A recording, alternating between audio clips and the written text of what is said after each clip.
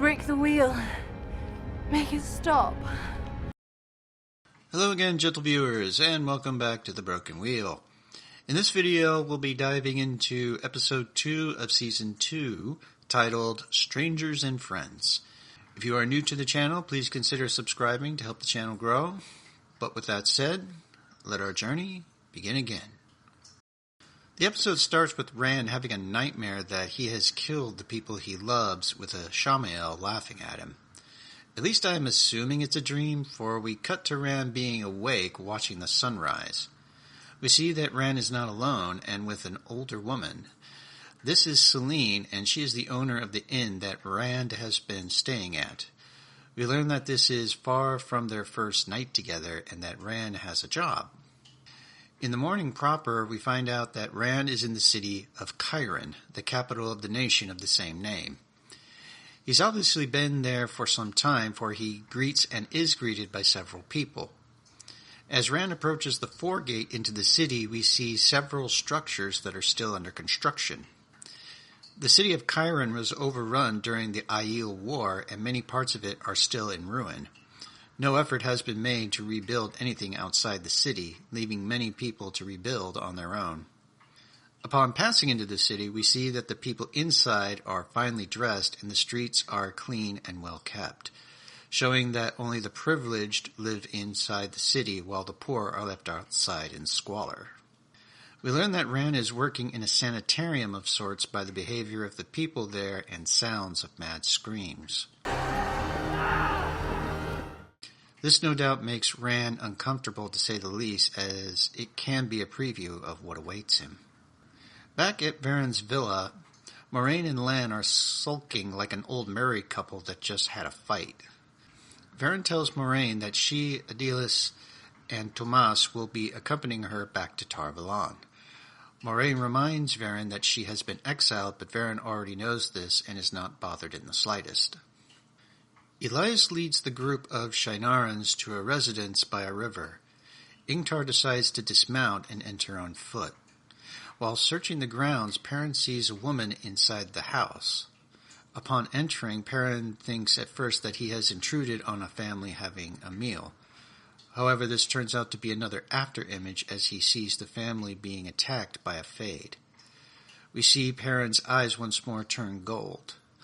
Ingtar snaps him out of the vision, and we see that the food is long rotten and covered with flies. Elias warns Perrin about knowing what is a vision and what is real. Thinking that Elias is doing this to him, Perrin warns Elias to stop whatever it is. And Elias says,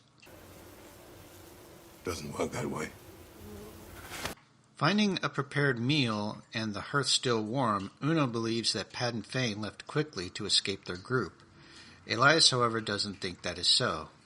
The group is then shocked to find the body of a dead Fade nailed to a gate door, posing the question, Could do this to a Fade?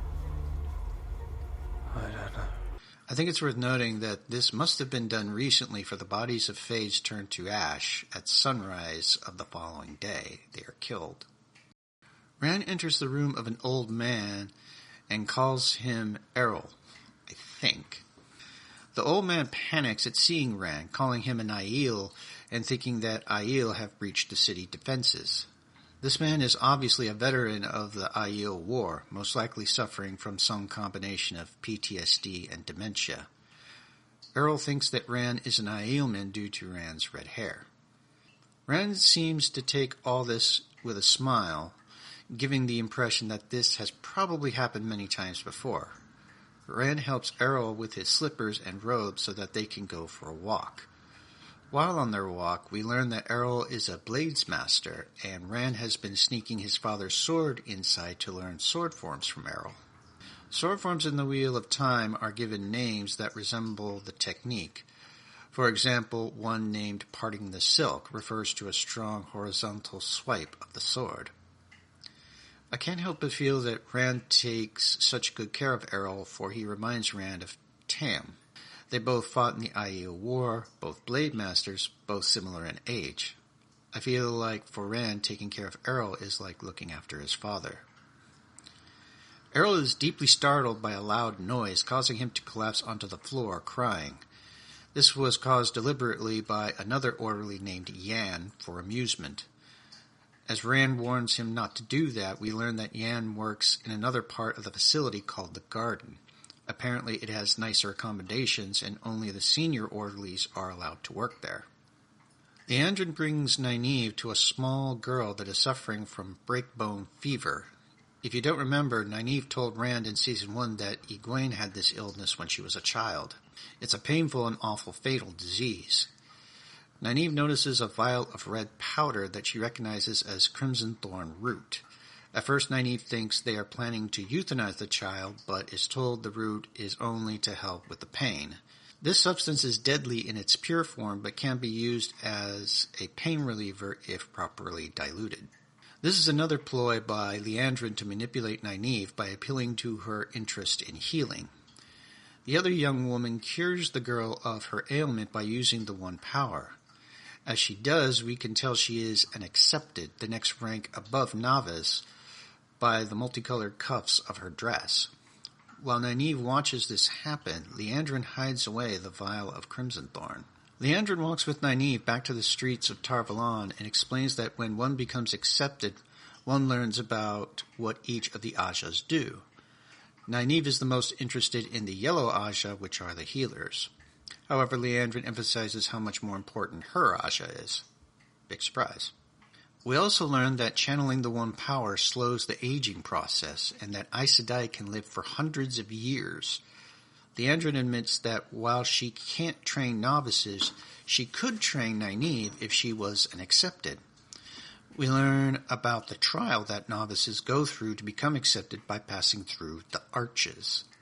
Liandrin suggests that if Nyneave is asked if she is ready for the trial, to say yes.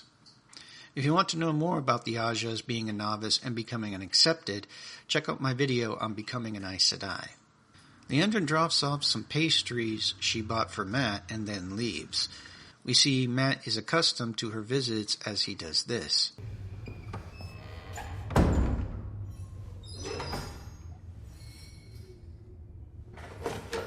Then he resumes work on chiseling the cell wall. Egwene is surprised to find many women dressed in red and white moving items into the room next to hers.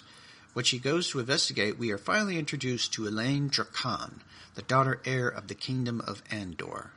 This is another character that was first introduced in Book 1, but not the first season. Elayne invites herself into Egwene's room and at first thinks Egwene has just started as well by how sparsely it is furnished. The blonde woman is immediately embarrassed by this assumption when she realizes she is incorrect. Elayne quickly pivots by recognizing the wool blanket Egwene has is from the Two Rivers. She is surprised that Egwene doesn't know who she is, and pleasantly surprised that she also doesn't seem to care. Very few people of the Two Rivers even know they are subjects of Andor, much less care. Elayne brings up a saying in the White Tower that the best friendships form between novices in neighboring rooms like Cadsuane, Milrin, and Elena Kadab. I don't recognize the latter name, but the former is a famous Aes Sedai that, until Nyneave, was the most powerful Aes Sedai in 1,000 years.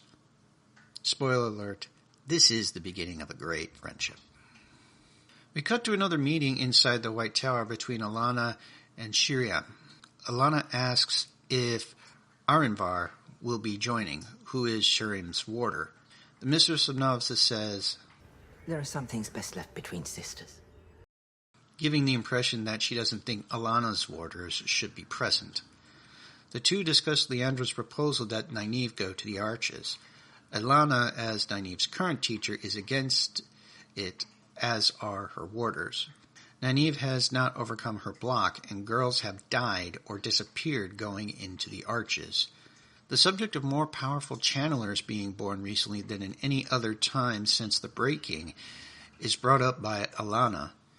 Ivan mentions how strong Elayne is, as well as Logain and Mazam Taim, as he pronounces it. I still think that Taim is the false dragon mentioned in the previous episode, but we still haven't been specifically told. Alanna believes this is the pattern, giving them weapons to fight the last battle. As Shirem leaves, she sees that Alana's saddlebags are packed and that the three of them are planning to leave. Nyneave comes to Liandrin's chambers to find she has just left. Being the snoop she seems to be in this show, Nyneave follows Liandrin through a secret passage that exits into the streets of Tar Valon. As dusk approaches, Ingtar decides that the party will stay in a small fishing village. Its name is Otton's Mill and is in the region of Tolman's Head, an area on the west coast of the Westlands, showing just how far the group has traveled. Elias opts to sleep outside the village and tells Perrin, "They're not your pack, you know. The Sheinarans." Take from that what you will. While camped for the night, Perrin asks Moiraine why the Dark One is so intent on killing her. Turns out I was wrong in the number of fades, as there were actually 3, not 4, in the previous episode. Perrin correctly reasons that it is because of one of the boys she brought to Tar Valon. Not sure if this is Perrin's assumption that it is one of the boys, is a slip of the writers, or Perrin inadvertently giving away how much she actually knows. Perrin asks that Moiraine trust her and that she will look for information about the dragon reborn in the tower's library. Being of the brown Aja, there is very likely information that only her Aja would know about. Back in Cairhien, the people outside the walls are enjoying some kind of festival or party. They even have this big papier-mâché puppet that is supposed to be a Trolloc. Looking around, you can see these crudely built structures that the people have had to use for shelter out of presumably whatever they can find. Rand stalks Yen until he is alone and then beats him unconscious.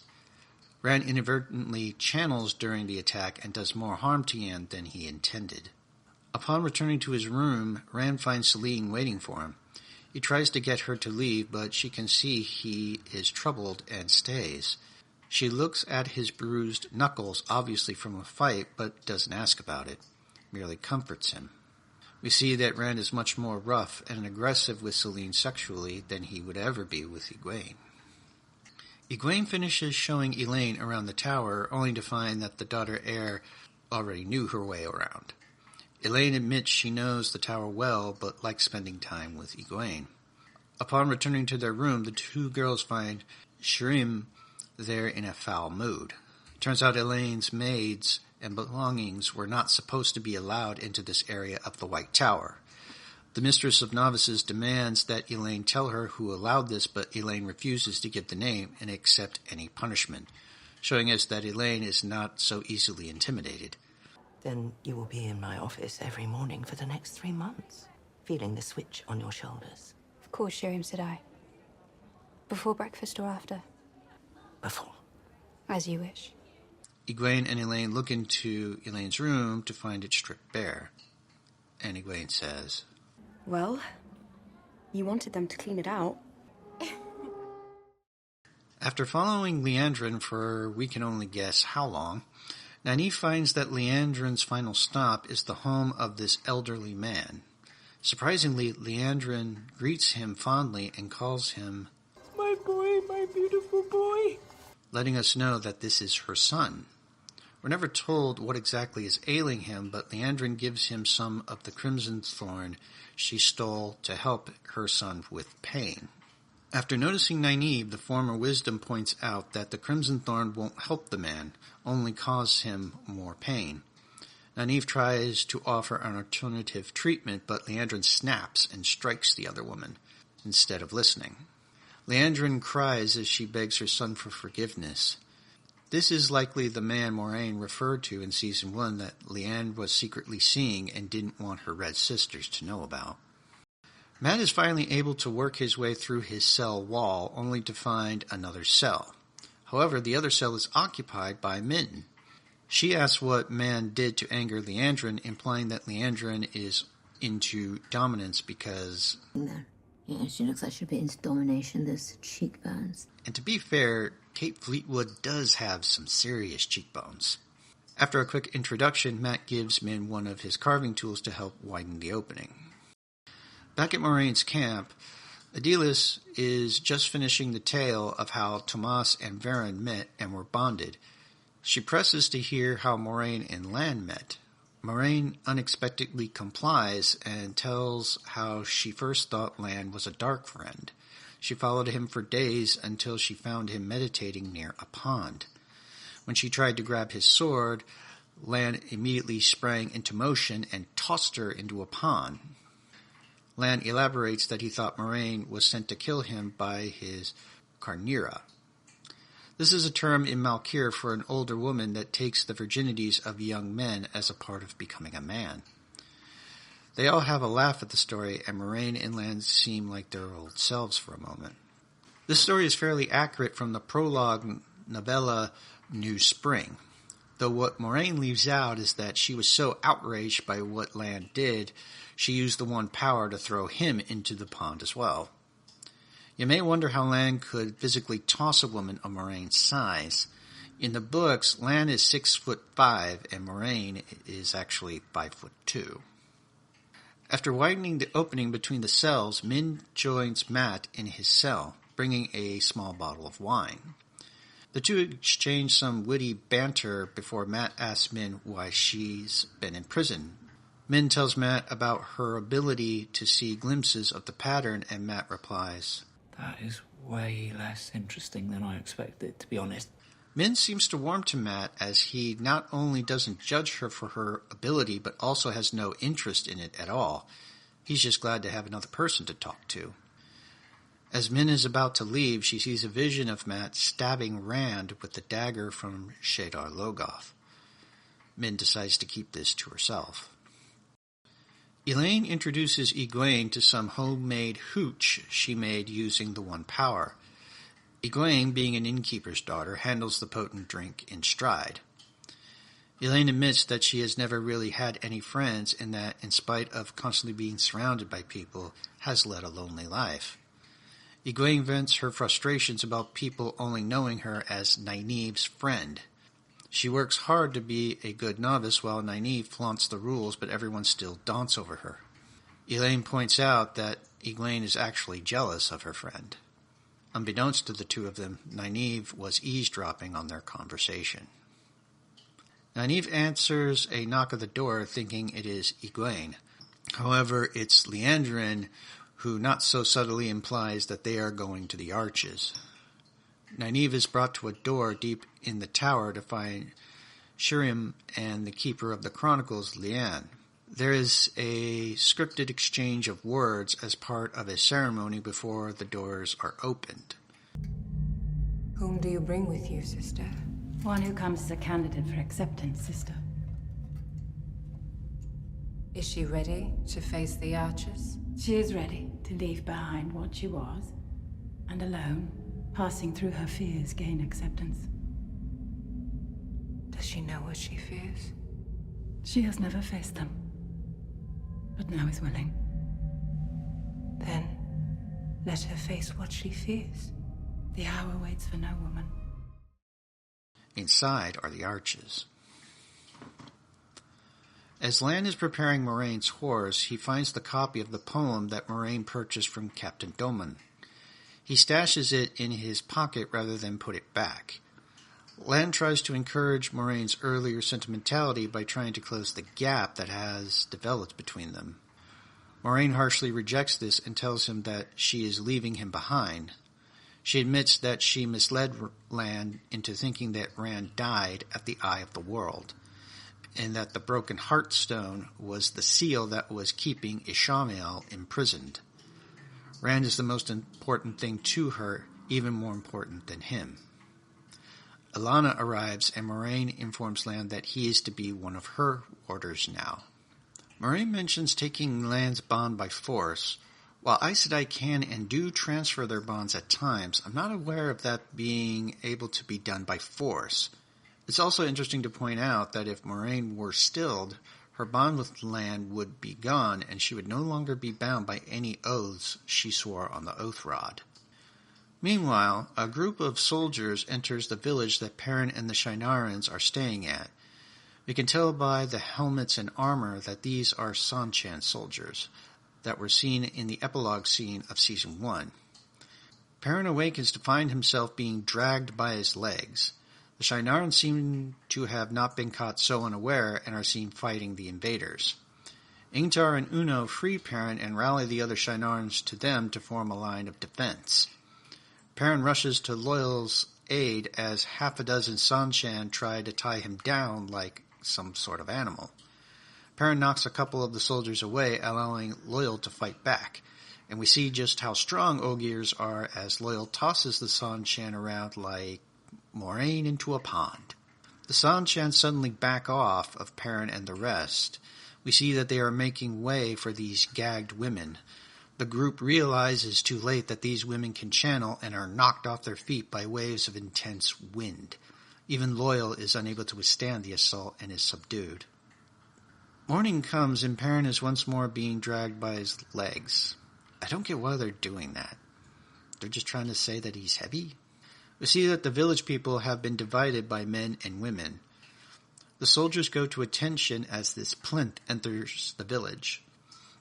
The main person at the top is Lady Suroth, who is wearing a mask so that people cannot look directly upon her. Suroth speaks through her servant to her right named Alwyn.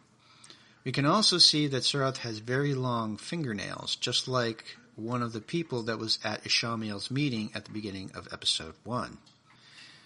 And who should be at the lady's left but Ishamael himself? He looks straight at Perrin and is obviously pleased with this discovery. On the other side of the Westlands, Rand's reason for attacking Yan becomes apparent as he is to take over Yan's duties in the garden. When Rand enters the garden, we see why he has been working at this place, for one of the patients happens to be the false dragon, Logain. This encounter is not in the book, but I actually like this idea. Rand wants to know how to channel safely, but a woman can't teach it to him. Only another man can teach a man to channel, and the only man Rand would know of like that would be Logain. So it makes a lot of sense that he would seek him out. So I hope you've enjoyed this episode of The Broken Wheel on episode 2 of season 2. If you like this content, consider leaving a like or comment below. Thank you all for watching, and as always, may you walk in the light.